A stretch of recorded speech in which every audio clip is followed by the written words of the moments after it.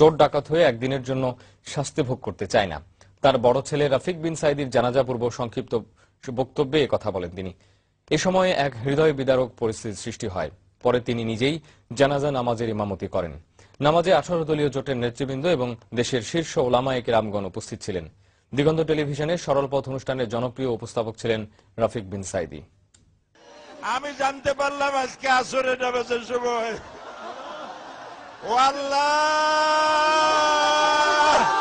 আমাকে বানানো হয়েছে যুদ্ধ অপরাধী, আমাকে বানানো হয়েছে চোর, ডাকাত, হত্যাকারী, ধর্ষণকারী। আমি আল্লাহর নামে কসম করে বলছি, ও আল্লাহ, তোমার জাতের কসম, তোমার ইজ্জতের কসম, তোমার সম্মানের কসম, 1971 সনের এক ফোঁটা বালি বা কাদা আমার গায়ে লাগে নাই, লাগে নাই, লাগে নাই।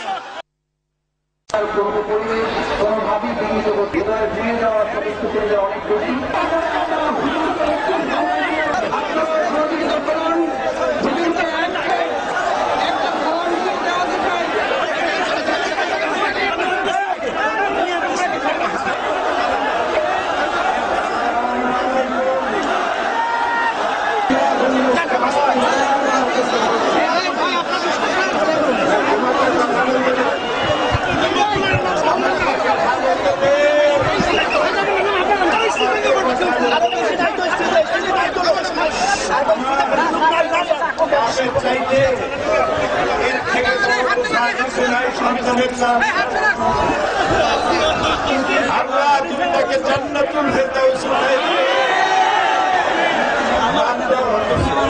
মাত্র কয়েক মাস আগে আমার মায়ের জানাজা পড়ায় গেল। আমাকে একটু সময় দিল না।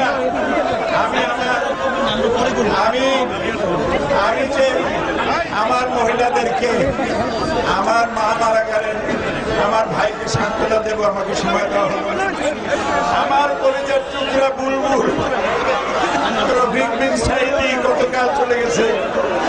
আমি জানতে পারলাম আজকে আসরের নামাজের সময়, ও আল্লাহ,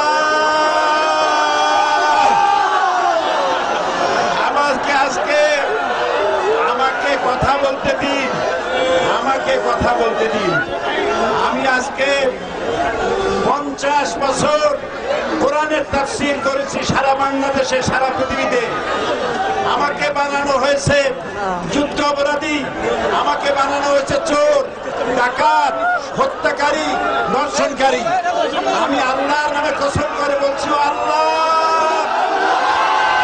তোমার জাতের কসম, তোমার ইজ্জতের কসম, তোমার সম্মানের কসম, 1971 সনের এক ফোঁটা বালি বা কাদা আমার গায়ে লাগে নাই, লাগে নাই, লাগে নাই। আমার শুধু কাজ ছিল কোরআনের প্রচার করা।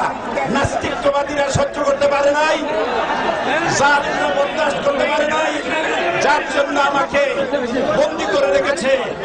আমি শাহাদাতের তামান্না করি, আমি শহীদ হতে চাই।